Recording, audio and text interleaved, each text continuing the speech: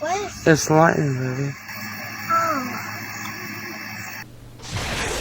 Hello and welcome to True Crime Rocket Science, the most authentic voice in true crime. Today is day 56 and Summer went missing. Could any of us have imagined, could her parents have imagined that almost 6 long weeks would go by after the Sermon on the Mount with no more clues on where Summer is? Could 6 weeks become 6 months? 6 years? 16 years? Now, I've heard many channels referring to Summer and the need to keep the focus on her. Well, have we?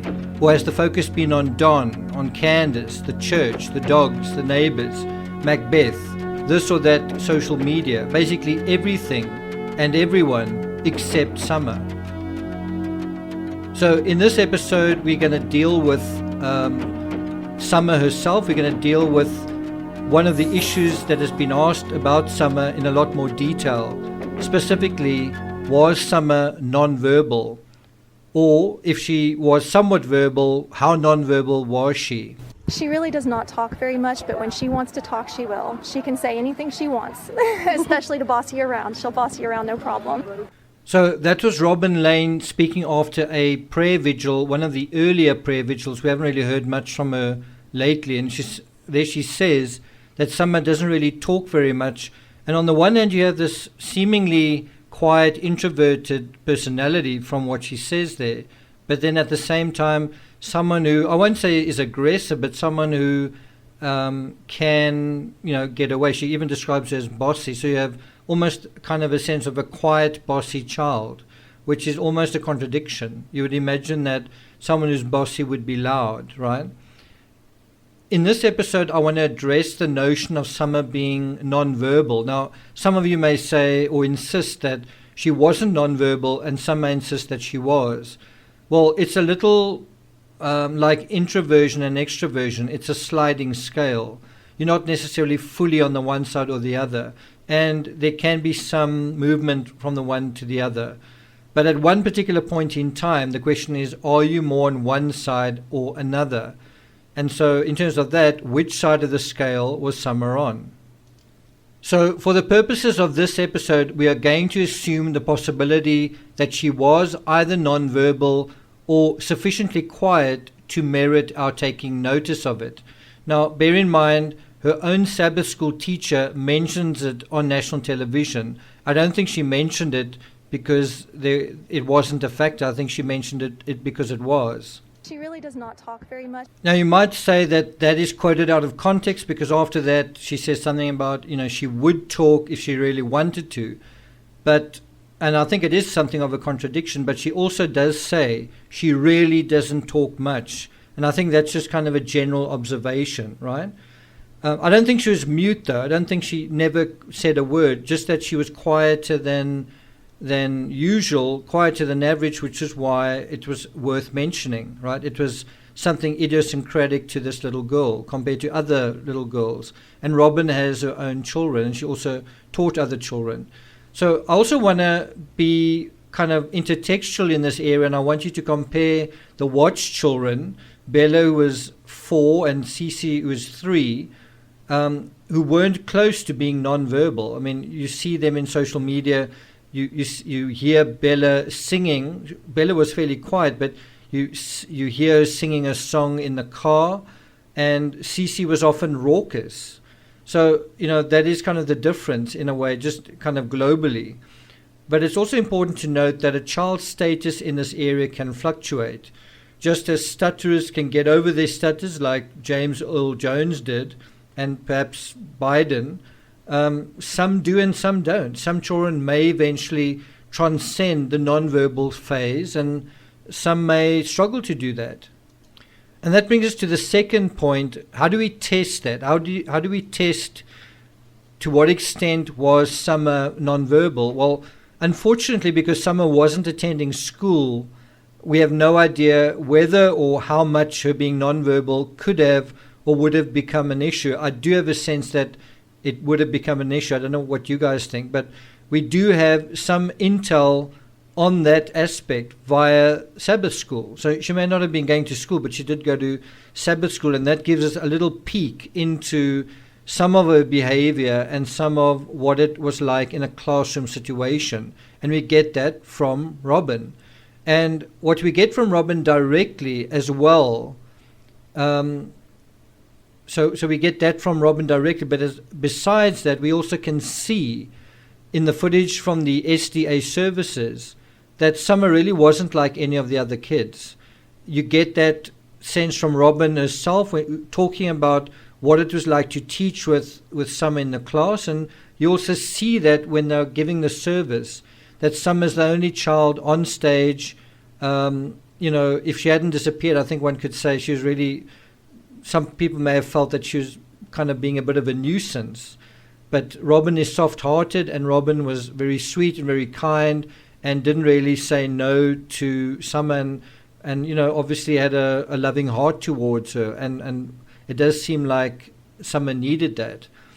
The pastor described her as a free spirit, whereas her own father, Don, described her as someone who would never wander off. So which is it? I wonder if it's neither. It wasn't really that she was a free spirit or that she would wander off. It's something else completely. Whenever I was helping teach Sabbath school, she was in my lap. And sometimes it was hard to teach because she wanted to be in my lap, holding me and hugging me. I just discovered that it was actually easier for me just to hold her and let her love on me and hug me and teach with her on me than it was to make her sit in a chair. So that is a clip from WJHL from the middle of July. And so around about a month ago. And so I'll put a link to that in the description so you can listen to it yourselves. But the issue then becomes, if she was nonverbal and if something else is going on, so what? Then what? Now, according to Robin, Summer wasn't just a bit of a handful for her during services, but even when she was teaching. She says Summer helped her teach, but I'm not sure whether Summer participated in classes in the same way that her classmates did. And this does raise the question, if Summer did go to school, how would she have coped without a Robin coming to her rescue there? On the flip side, how would her teacher have coped, given that what Robin sort of did in the end, Robin just sort of let Summer do what Summer wanted to do, right? There were times where I found it hard to teach because she had her arms around me all the time, and there were times I get frustrated with it because I was like, I need to have my hands, I need to do my job, as teaching, and she just wanted love. So that is a quote from Robin on WVLT 8 or CBS 8, I think. And that was something that Robin said after one of the prayer vigils. So where are we going with this? She was verbal, anything else? Where's any of this going? We're focusing on Summer. So, where does this take us, right? So if we say, so let's say she was nonverbal, and then there was this issue that you saw. So was there anything else? Now, you may remember the issue of Summer being clingy was something I brought up on this channel a few weeks ago. And so what I want to do now is join hands, the clinginess and the non-verbalness, and ask the question, what if both were a factor? In other words, that Summer was non-verbal and she was also clingy. Do you think that was the case? Do you think they were both factors? I do.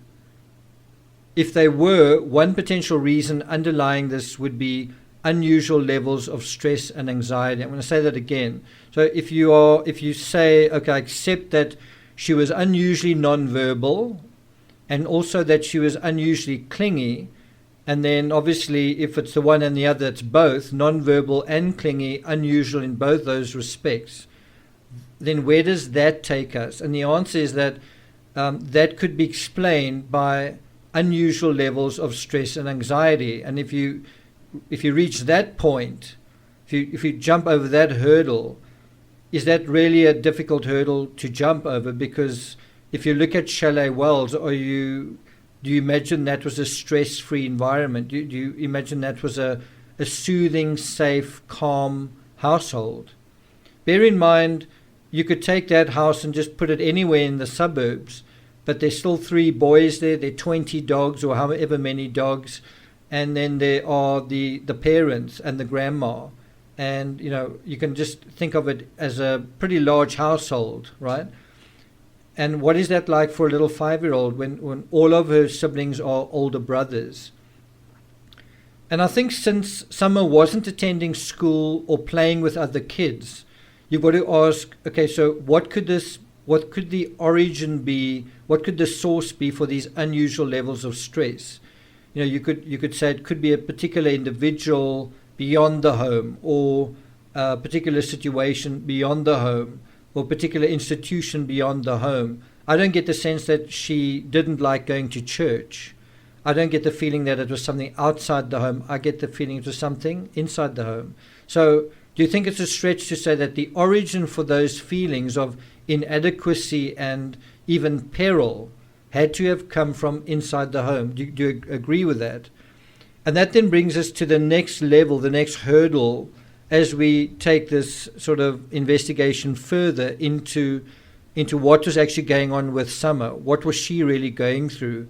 And that brings us to domestic violence. Now, I don't think it's a long walk in the park to look for excesses and stress that could have taken place at Chalet Wells that went to extreme levels that would be quite different for children in less rural, more suburban and safer settings. I think a typical response to exposure to DV is emotional shutdown, withdrawing. And it doesn't have to be experienced directly. It can merely be witnessed, which for a child is similar to experiencing it firsthand. So holding hands with becoming withdrawn is becoming nonverbal. And all of these are patterns of regression. And not only that, the clinginess is also a response to that, a feeling of not feeling safe, a feeling of reaching out to someone that does feel safe and who looks like a safer, more kind of pure, good, sweet human being than Robin. She sort of shines like like a good heart these days is hard to find. She sort of shines that in a way, right? And so what you have here is when a child should be growing, budding, flowering, instead what are they doing? Cowering, hiding, and silent, perhaps crying a lot of the time. Anxiety starts to become a default setting. And they may also become tired from chronic sleeplessness, and they may lose weight. I want to quickly jump into an experience I had when I was in high school. So it wasn't something on the home front, although things were, I guess, to some extent stressful. But they were far more stressful in high school. I had quite a good junior school experience, but high school was quite a nightmare. I was pretty bullied. And I was bullied to such an extent that I went literally from being a very loud chatterbox that teachers always had to tell me to be quiet, to being completely shut down. And I felt that happening to me. Quite a few other things were happening at the same time, but I felt that shutdown going on. And I remember there was a week when I was in high school where I didn't say a word to anyone else, where an entire week went by. And I was so shut down, and people were so used to me being withdrawn that they didn't even seem to notice that. And I just remember being quite shocked at that myself. And obviously I came out of it, but I'm just saying that is what can happen. You can regress when the anxiety builds up and builds up.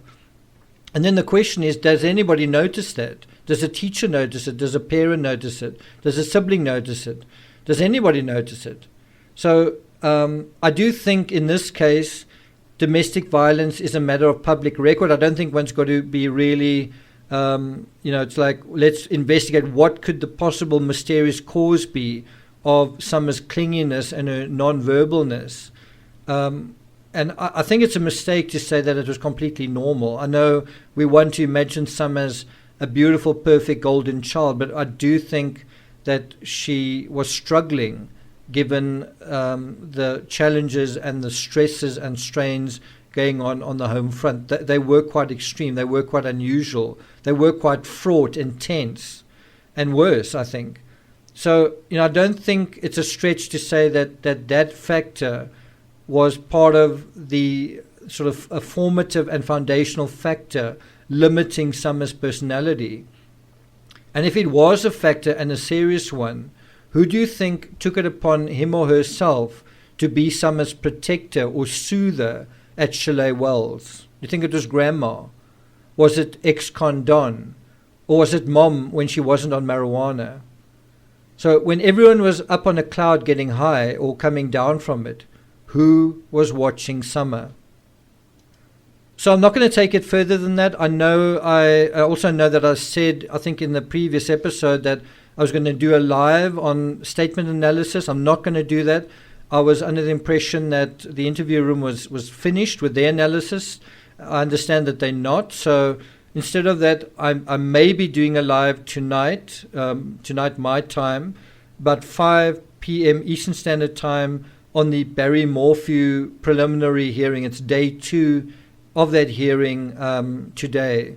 So look out for that.